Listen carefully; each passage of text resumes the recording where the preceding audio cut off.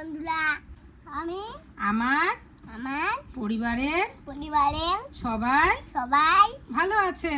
সবাই ভালো আছে। এখন এখন 10:30 বাজে। 10:30 বাজে আমরা ঘুমাবো। আমাদের আমাদের ভাত খাওয়া, বলো ভাত খাওয়া হয়েছে। দুষ্টমি করলে আমার বলো ভাত খাওয়া শেষ। আজকে মাছ না বলো মা ডাল শাক করে গেছে। সকাল থেকে সমস্ত কাজ বাজ সেরে আমি কিন্তু এখনও অবধি খাইনি, না খেয়েই আছি। তো আজ যেহেতু সংক্রান্তি, তো আজকে কিন্তু সবাই এই নদীতে দুধকলা ভাসায় মা মনসার নামে। তো সেই রকমই আমি ভাসাবো। আরেকদিনও ভাসানো যায়, সেটা হচ্ছে কবে বলো তো, ওই যে কি বলে মা মনসার যেদিন পুজো হয় সেদিনও ভাসানো যায়। তো আমি প্রতি বছরই সংক্রান্তির দিনেই ভাসিয়ে আসছি, তো সেই জন্য ভাবলাম যে আজকেই ভাসাই। তো চলে গেলাম এই যে আমাদের বাড়ির পাশে যে নদীটা, তোমাদের সবসময় বলি একটা নদী পার হয়ে তারপরে আমাদের বাড়ি যেতে হয়।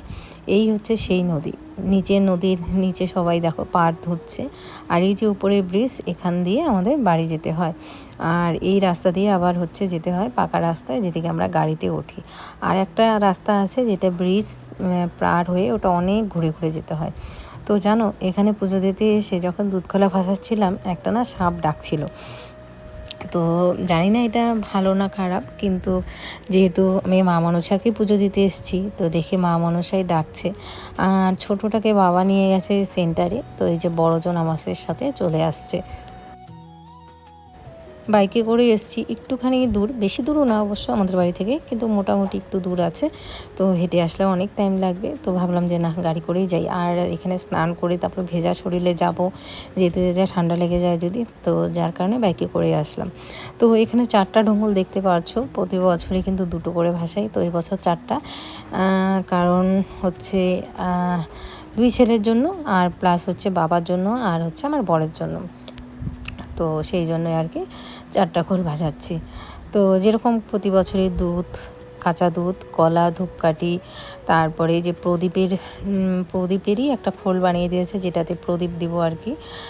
মানে প্রদীপের খোল বলছি, দেখো তো, মানে প্রদীপ বানিয়ে দিয়েছে। এটা বাবাই কিন্তু আমাকে খোলগুলো বানিয়ে দিয়েছে, ওই প্রদীপ দিব সেই জন্য। তো চলো এখন সুন্দর করে পুজোটা দিয়ে নিই। আর আমার না এইভাবে দুধকলা ভাসাতে বেশ ভালো লাগে। আমি মেয়েবেলা থেকেও ভাসিয়েছিলাম, মেয়েবেলার থেকেই আর কি ভাসাই, মানে মেয়েবেলাতেও আমি কিন্তু প্রতি বছরেই আমার দিদার সাথে ভাসাতাম। বেশ ভালো লাগতো আমার কাছে এই জিনিসটা। আর ছোটোবেলায় তো মজা করে ভাসাতাম। মজা বলতে এই যে দুধ কলা যখন এই খোলের মধ্যে করে ভাসাই, তো আমরা আর কি যারা ছোটোরা আছি দেখতাম যে কারটা কত দূর আর কি যাচ্ছে খোল, এরকম করে দেখতাম আর কি। তো যাই হোক, এদিকে আমি ওকে বলছি সাপটা কোথায় ডাকছিল গো, আমি কি, তো বলে কি অনেক দূরে, মানে বলছে না আর কি, জানে আমি এই জিনিসটা খুব ভয় পাই সেই জন্য। তো এই দেখো, আমি কিন্তু বেশি নদীর মানে বেশি নিচে নামছি না। আমাকে বলে আর একটু যাও, আমি বলি যে না পাগল নাকি, আমার ভয় লাগে। আর আমি কিন্তু সাঁতার পারি না, তো যার জন্য কিন্তু আমার আরও বেশি ভয় লাগে, মানে নদীর ভিতরে যেতে বা একটুখানি আর একটু বেশি নামতে ভয় লাগে। তো যাই হোক, এদিকে এই যে ভাসিয়ে দিচ্ছি। আর খালি একটাই প্রার্থনা, আমাদের বাড়িতে তো মা মনসা দেখতেই পারো, অনেক সময় ভিডিওতেও দেখাই চারপাশে যেভাবে ঘোরাঘুরি করে। শুধু এতটুকু প্রার্থনা, কারো যাতে কোনো ক্ষতি না হয়। আর আমি শুনেছি কারো ক্ষতি না করলে সেও কারো ক্ষতি করে না। তো এটাই চাই, আমার ছেলে, আমার সংসারে প্রত্যেকটা মানুষ যাতে ভালো থাকে, সুস্থ থাকে, এটাই কামনা করি। তো চলো এখন মা মনসার নামে একটা ডুব দিয়ে নিই। ডুব দিতেও প্রচণ্ড ভয় লাগে, তো এদিকে ফুল দিলাম। তো আমাদের এখানে এইভাবেই পুজো হয়, আর অনেকে মূর্তি দিয়ে বাড়িতেও করে। তো এটা মূর্তি দিয়ে বাড়িতে, এটা তো আমরা ওই আমার বড় ছেলের মানসিক ছিল। আমার জেঠি শাশুড়ি মা যখন আমার বড় ছেলেটা হয়েছিল, তখন আমার জেঠি শাশুড়ি মা মানসিক করেছিল, যার কারণে ওর অন্নপ্রাশনের 2 দিন আগে আমরা মা মনসার পুজো করেছিলাম। 3 দিন কি, হ্যাঁ 2 দিন ভরা গান হয়েছিল, তারপরে এই যে পুজো হয়েছিল। তো এই যে এখানে আমি বলছি কোথায় সাপটা ডেকেছে গো, আমি যখনই দুধ কলাগুলো ভাসিয়েছি না, তখনই সাপ ডেকেছিল। তো বলে যে অনেক দূরে, তুমি যাও। তো তারপরে এই যে দেখো, এখানেই আমি আমার শরীরটা ভিজিয়ে নিচ্ছি, কারণ আমার ডুব দিতে ভয় লাগে। এই দেখো আমার কি ভয় লাগে, আমার প্রচণ্ড ভয় লাগে। আর এখানে আমি যখনই ডুব দিচ্ছি তখনই আমার বড় ছেলে চিৎকার করে ওঠে, মা তুমি যদি ফেসে যাও ফেসে যাও। তো আসলে ও তো বুঝতেই পারে, ছোটো না, বুঝতে পারে না, ওর জন্য ও কান্না করে দিয়েছিল।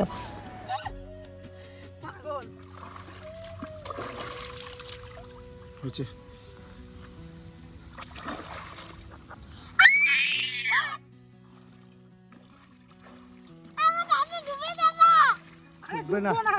বন্ধুরা পুজো দিয়ে বাড়িতে আসলাম, আসার পরে দেখো কত বাসন, এই কলে পারেও আরও অনেক বাসন, জামা কাপড় আছে। তো সবার প্রথমে ঘরটা পরিষ্কার করে নিলাম, এই যে খাবার টেবিল সব পরিষ্কার করে বাবার ভাত তরকারি দিয়ে আসলাম, কারণ ও মাংস নিয়ে আসছে, মাংস রান্না করব। তার আগে ছেলেদের স্নান ধান করিয়ে ওদের ঘুম পাড়িয়ে দিলাম, ঘুমাচ্ছে, ঘুমের বাচ্চাকে দেখাতে হয় না তাই দেখাচ্ছি না। তো চলো এখন কাজ বাজ শুরু করি, তারপরে আবার মাংস রান্না করবো। এটা খুঁটিটা পড়ে গেছে। তো যাই হোক বন্ধুরা, আমাকে নিয়ে যখন অনেক নেগেটিভ কমেন্ট আসে বা ভিডিও হয়, তো সমস্ত কথারই কাউন্টার দিয়েছি বা রিপ্লাই দেওয়ার চেষ্টা করেছি, কিন্তু একটা কথার রিপ্লাই আমি দেইনি, সেটা হচ্ছে যে তুমি তোমার শাশুড়িকে মা বলে ডাকো না। তো হ্যাঁ বন্ধুরা, আমি ডাকি না, আর সেটা আজ থেকে না, প্রায় 5 বছর আগে থেকে ডাকি না, বা এরও বেশি হতে পারে। যখন আমার বড় ছেলে হয়নি তারও আগে থেকে আমি ডাকি না। তো কেন ডাকি না সেটার উত্তর আমি দেব না, বা দেওয়ার মনে হচ্ছে না আমার প্রয়োজন আছে। শুধু এতটুকু জেনে রাখো যে হ্যাঁ, সত্যিই ডাকি না। অনেক কমেন্টের মাঝে এই কমেন্টটা আসতো যে তুমি যে কত ভালো সেটা জানাই আছে, শাশুড়িকে মা বলে ডাকো না। তো আজ সত্যিটা বলেই দিলাম, হ্যাঁ ডাকি না। এতে যদি তোমরা অনেকেই আমাকে খারাপ ভাবো বা বলো তো ভাবতে পারো, আর কিছু বলার নেই। তো যাই হোক, এদিকে দেখো এখন বাসন কোসনগুলো মেজে নিচ্ছি। আর আজ না মিতাংশ আর মিথিল একদমই ভালো ঘুমায়নি, কেন জানি না। যেদিন করে আমার মনে হয় অনেক কাজ, মানে যেদিন করে আমার অনেক কাজ থাকে, অনেক জামা কাপড় ধোয়া, বাসন ধোয়া বা সংসারে আরও অন্যান্য কাজগুলো, সেদিন করে না ওরা খুব তাড়াতাড়ি ঘুম থেকে উঠে পড়ে। আর যেদিন করে মোটামুটি আমার সব কাজ গুছিয়ে নিয়েছি, সেরকম কোনো কাজ নেই, সেদিন করে দেখি ওরা বেশ ঘুমোয়, মোটামুটি 3টা 3:30 অবধি বা 3:45 অবধিও ঘুমিয়ে থাকে আর কি। আর আজ দেখো না আমার রান্না করা বাকি, এই যে কাপড় ধোবো, তারপরে হচ্ছে বাসন ধোবো, আর রান্না করতে তো কতটা সময় লাগবে সেটা, তার সাথে আরও সংসারের টুকটাক কাজ, বিকেলবেলার উঠান ঝাড় দেবো। বিকেলবেলার উঠানটা না আমি দুপুর দিকেই ঝেড়ে রাখি আর কি, বিকেলে তো আর সেরকম সময় পাই না, সেই জন্য। তো আজ দেখো মোটামুটি আধা ঘন্টা ঘুমিয়েছে, বেশি ঘুমায়নি। তো এটা আমি না আজ না অনেক দিন লক্ষ্য করেছি, যেদিন হাতে অনেক কাজ সেদিন ওরা ঘুমায় না। তো যাই হোক, এখন কি বলবো, আর কিছু তো করার নেই, এখন ওদেরকে নিয়েই সমস্ত করতে হবে। বাসন কুসন মেজে এদিকে চলে আসলাম কাপড়গুলো ধুয়ে মেলতে। একবার দেখো জামা কাপড় ধুয়ে দিয়েছি, কিন্তু এগুলো সকালের বলতে মানে কালকে রাত থেকে সকাল অবধি যে জামা কাপড়গুলো ছিল, আমি তো সকালবেলা স্নান করি, তখন ওগুলো ধুয়ে দিয়েছে। আর এখন এই যে যেগুলো ধুচ্ছি সেগুলো হচ্ছে দুপুর থেকে, সকাল থেকে দুপুর অবধি যতগুলো হয়েছে সেগুলো ওদের স্নানের। তারপরে এই যে আমি ওই নদী ওখান থেকে স্নান করে এসে আবার বাড়িতে স্নান করেছি, আজকে 3 বার স্নান করেছি জানো। এই যে প্রথমে সকালবেলা একবার স্নান করেছি, তারপরে নদীর ওখানে গিয়ে ওখানে একবার স্নান করেছি, তারপরে বিকেলবেলা মানে সন্ধ্যের আগে আরও একবার স্নান করেছি, যেহেতু দেখো মাংস রান্না করেছি, তারপরে ওদেরকে খাইয়েছি, শরীরটা একটুখানি হলেও এঁটো কিন্তু হয়েই থাকে। সেইভাবে কাপড় ছেড়ে পুজো তো মানে কাপড় ছেড়ে তো সন্ধ্যাবাতি দিই, কিন্তু তবুও কাপড় ছাড়লেও না কীরকম একটা লাগে জানি, মুরগির মাংস রান্না করে ওইভাবে পুজো দিতে। তো সেই জন্য আমি স্নানই করে নিই। আর বেশিরভাগ দিনই আমি সকালবেলা একবার স্নান করি, তারপর বিকেলবেলার দিকে ছেলেরা যখন খেলে, ওরাও খেলে সাথে আমাকেও একদম বালি ঠালি করে ফেলে, তো তখনও একবার স্নান করি। তো এদিকে দেখো কিছু জামা কাপড় যেগুলো সকালে ধুয়েছি ওগুলো কিন্তু শুকিয়ে গেছে, তো এই জামা কাপড়গুলো সব নিয়ে এসে রাখলাম, রেখে এখন একে একে বাসনগুলো নিয়ে বাসনগুলো ঘরে রাখবো সুন্দর করে সাজিয়ে রেখে, তারপরে এই যে রান্নার জন্য আয়োজন করব। তো বাবার ভাত আগেই দিয়ে এসেছি ঘরে, ভাত ডাল ভাজা, আসলে পরে না ওই যে ছোঁয়াছুঁয়ি লেগে যায় না, সেই জন্য আর কি আগে দিয়ে রাখি। যেদিন করে মাছ বা মাংস এগুলো রান্না করি সেদিন করে বাবার ভাতটা আগে দিয়ে রাখি। এমনিতেও বাবার ভাত আমি দিয়ে রাখি ঘরের মধ্যেই, কারণ বাবা যখন খেতে পায় তখন খেয়ে নেয় আর কি, ওটা সুবিধা হয়। আর অনেক সময় আমি এই যে বাচ্চাগুলোকে নিয়ে এদিক সেদিকেও চলে যাই রাস্তায় ঘুরতে, রাস্তায় বা এর বাড়ি তার বাড়ি, বুঝতেই পারো বাচ্চা থাকলে যা হয়। তো সেই জন্য আর কি বাবার ভাতটা সুন্দর করে বেড়ে ঘরে ঢাকিয়ে রাখি, বাবা স্নান করে যখন বাবা সুবিধা হয় তখন বাবা খেয়ে নেয়। তো যাই হোক, ওর জন্য ভাতটা দিয়ে রাখছি। তো এখন এই যে বাসন কুসনগুলো সব উপর করে রাখবো, রেখে তারপরে রান্নাটা করব। আগে জানো তো বন্ধুরা কত কাজ করতাম, যারা আমার পুরনো ব্লগ তারা মানে ব্লগ দেখেছো তারা জানবে, অনেক কাজ করতাম সত্যি, সারা দিন কাজ করতাম, এক ফোঁটাও এনার্জি মানে লস হতো না, মনে হতো হ্যাঁ এটার পর এটা করি, এটার পর এটা করি, এটার পর এটা করি। আর এখন না মানে আমার এত খারাপ লাগে, এই যে দুপুরবেলা রান্নাটাই দেখো না, দুপুরবেলা একদম আমার রান্না করতে ইচ্ছে করে না, মনে হয় দুপুরবেলাটা একটু শুই মানে 10 মিনিটও যদি শুই না মাথা ব্যথাটা আমার হবে না মনে হয়। কিন্তু এই যে অনেক সময় অনেক দিন হয় যে দুপুরবেলা একটুকু শুতে পারি না। তো যাই হোক, কিছু করার নেই। তো এদিকে এখন এই যে মাংসের জন্য পেঁয়াজ, রসুন, আদা, লঙ্কা এই সমস্ত কিছু কাটছি, এরকম টাইমেই ব্যাস দুইজনে উঠে পড়বে।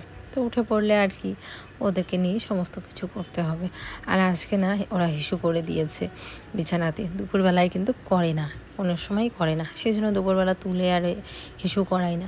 কিন্তু আজকে যেহেতু করে দিয়েছে, এখন আমাকে তোষকটা রোদ্রে দিতে হবে। আর আমাদের তোষকটা এত ভারী, নিয়ে যে ওই পিছনে যাব আমার ক্ষমতাও নেই, তো সেই জন্য পিছনে নিয়ে যেতে পারবো না। এই যে বাড়িতেই যতটুকু রোদ আছে ওই বারান্দাতে দিয়ে রাখবো, শুকিয়ে যাবে।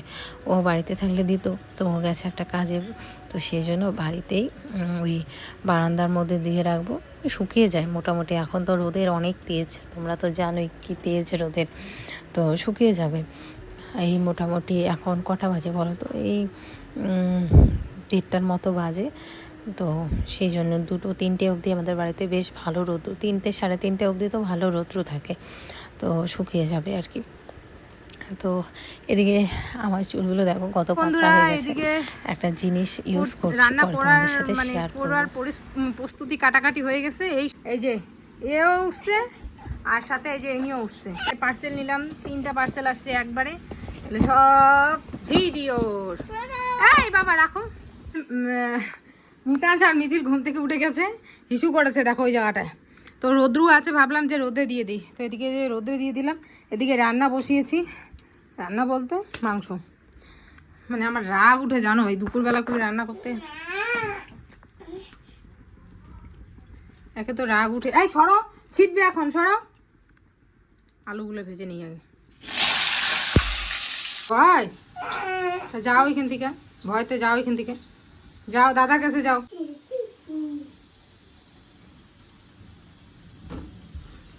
অনেকদিন পরে ভেবেছিলাম কি আজকে রান্নাটা আমি শেয়ার করব।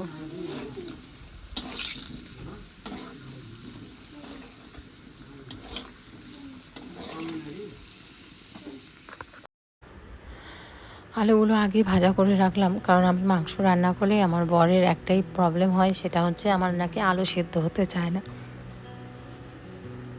যেদিন করে মানে হয় মাংসটা আমি একসাথে দিই না, মাংস আর আলু একসাথে, সেদিন করে সেদ্ধ হয় না মনে হয় আর কি ওর কাছে, কিন্তু আমার কাছে সেদ্ধই হয়। আর যেদিন করে একটু ভেজে রাখি সেদিন করে কালারটাও আলুটার ভালো আসে আর সেদ্ধও হয়। আর আমার না সত্যি কথা বলতে মাংসর থেকে মাংসের ঝোল আর আলু খেতে বেশ ভালো লাগে, আলুটা আর কি খুব প্রিয় আর কি। আর মিতাংশ ওই আলু দিয়ে এক টুকরো মাংস দিয়ে মেখে দিলে ও খেতে পারে। আর মাংসতে তো আমি সেরকম ঝাল দিই না, ওই 2 থেকে 3টা লঙ্কা দিই, হ্যাঁ এর বেশি দিই না, কারণ মিতাংশ মাংস দিয়ে ভাত খাবে আর মিথিলও খাবে, ওদের দুজনকেই না আমরা যা খাবার খাই সেটাই দিই। অনেক সময় অনেক মাদেরই দেখি যে এক্সট্রা করে বাচ্চাদের রান্না করে আর কি, আমি কোনো কালেই ওই বাচ্চাদের জন্য এক্সট্রা করে রান্না করিনি। এটা না যে সময় পাইনি বা কিছু, আমি যে ডাক্তার দেখাই আর কি ওদেরকে, মানে ছোট থেকে ওরা যখন নার্সিংহোমে হয়েছে তখন থেকেই যেই ডাক্তারকে দেখাই সেই ডাক্তারকে এখন অবধি কিন্তু দেখাই। ওই ডাক্তারবাবুই বলেছে যে তোমরা যা খাবার খাবে সেই খাবারই খাওয়াবে ওদের ছোট থেকে। যখন ওই সেরেলাক্স খাওয়ানো বন্ধ হলো তখন থেকে। আর ওদের ওই মোটামুটি যতদিন অবধি ওই অন্নপ্রাশন না হয় আর কি, ততদিন অবধি ওদের সেরেলাক্স খাইয়েছি। যেই ওদের অন্নপ্রাশন হয়ে গেল তখন থেকে ওদের ডাল ভাত এগুলোই খাইয়েছি। খিচুড়ি কোনো সময় করে দিতাম, কোনো সময় দুধ ভাত মেখে কলা দিয়ে ওগুলো খাওয়াতাম, কোনো দিন হচ্ছে ডাল ভাত একসাথে বা মাছের ঝোল একসাথে মেখে দিতাম। আর এখন তো একদম নর্মাল আমরা যা খাই তাই ওরা দুই ভাইও সেম তাই খায়, মাছের ঝোল ডাল তরকারি সব একদম সব। তো শুধুমাত্র লঙ্কার পরিমাণটা কম থাকে, কারণ বুঝতেই পারো বাচ্চারা তো আর ঝাল খেতে পারে না অত্যাধিক পরিমাণে। তো আর আমরাও এখন বেশি একটা ঝাল খাই না, একে তো আমার বডির এই প্রবলেম, তার মধ্যে বাচ্চারা খাবে, সেই জন্য ঝালটা একটু কম থাকে। আর মশলাও সেরকম আমি তো দেই না, ইউজ করি না। তোমরা তো জানোই মশলা ব্যবহার করলে আমাদের বাড়িতে কুরুক্ষেত্রের যুদ্ধ লেগে যায় আমার আর আমার বরের মধ্যে, কারণ ও মশলা জাতীয় খাবার পছন্দ করে না, যার কারণে মশলাও দেই না সেরকমটা। তো সেই জন্য ওরা অনায়াসে খেতে পারে। আর প্রতিদিন রাতে কিন্তু ওরা দুধ ভাত খায়, প্রতিদিন রাত্রে। মানে দুধ ভাতটা খেলে না ওদের মনে হয় যে তৃপ্তি হয়। আর আমিও দেখেছি দুধ ভাত দুধ ভাত যেদিন করে খায় সেদিন করে ওরা পেটটা ভরে খায়। আর যদি নর্মাল ডাল ভাত বা ডিম সেদ্ধ আলু সেদ্ধ দিয়ে দিই সেদিন অতটাও আর কি ভালোভাবে ওদের খাওয়া হয় না বা পেটটা ভরে না আমার মনে হয়। তো রাতের দিকে ওইটাই দিই আর কি, দুধ ভাতটা দিই। আর সকালবেলার দিকে আলু সেদ্ধ ডিম সেদ্ধ ডাল এগুলো দিয়ে দিই। আর দুপুরবেলার দিকে যা তরকারি রান্না করি সেগুলো দিই আর কি। তো এইভাবেই ওদের খাওয়ার রুটিন। আর মাঝে মাঝে খিচুড়ি যে খাওয়াই না তা সেটা ভুল, মাঝে মাঝে সেন্টার থেকে যখন খিচুড়ি দেয় সেটা খাওয়াই। তো ওটাও শখের বশে। কোনো দিন মিতাংশ বলে যে মা খিচুড়ি খাবো, তো সেদিনকে আর কি দেই ওদের খিচুড়িটা। আর না হলে বেশিরভাগ দিনটা ওরা ভাতই খায়। আর এই হচ্ছে ব্যাপার। তো চলো এই দেখো মাংসটা আমার কষানো হয়ে যাচ্ছে, ভালো করে কষিয়ে নেব, কারণ মাংস যত কষানো হয় তত কিন্তু টেস্টটা বেশি হয়। আগে তো অনেক সময় তোমাদের সাথে রান্নাবান্নাগুলো শেয়ার করতাম, এখন এত তাড়াহুড়োর মধ্যে রান্না করি না যে রান্নাগুলো তোমাদের সাথে আমি শেয়ারই করতে পারি না। তো ওই যে বললাম এখন পরিস্থিতিটা একদম উল্টো হয়ে গেছে। এখন বাচ্চারা যেভাবে চালায় আমি ঠিক সেইভাবেই চলি। তো এখন ভালো করে কষা হতে থাক। আর ওই যে বললাম না ইস্যু করে দিয়েছে, এই যে বাড়িতে যতটুকু রোদ আছে ওই রোদের মধ্যেই দিলাম। আর দেখো সব জামা কাপড় ফেলে দিয়েছে, ফেলে দিয়ে ওই যে রাস্তার ওখানে গেছে ওর ঠাকুরদাদার সাথে একটুখানি গল্প করছে। এই আমাদের বাড়ির সামনেটা না বেশ ঠান্ডা, তো মানে এই জায়গাটা গাছের ছায়া তো এখানেই বসে আছে ওরা। ঝোল রাখবো আজকে, তার কারণ এটা রাত্রে অবধি চলাবো আর কি। মিতাশ আর মিথিল তো আর রাতে খাবে না, ওরা এখনই খাবে যা। আর রাতে ওরা দুধ ভাত খায়। আর ওরা এক পিসে বেশি একটাও মাংস খায় না। তো চলো নামিয়ে ফেলি এখন। এই হচ্ছে মাংস। বাবা কি দিয়ে ভাত খাবা? বাবা তুমি কি দিয়ে ভাত খাবা? মাংস? কে বলো তো মাংস? মাংস এমন করে খাবা? ঠিক আছে, হ্যাঁ বাঘ দেবো, দাঁড়াও। শুভ সন্ধ্যা বন্ধুরা। এই যে সন্ধ্যাবেলা ওদের পরিষ্কার করে দিলাম, এতক্ষণ খেললো। আর এই যে এখন ওদের দুধ আর বিস্কুট খাওয়াবো দুই ভাইকে, তারপরে মিতাংশকে বই নিয়ে বসাবো। আর আমার জন্য এদিকে চা করে নিয়েছি। চলো ওদের দুধ বিস্কুটটা খাইয়ে তারপর তোমার সাথে কথা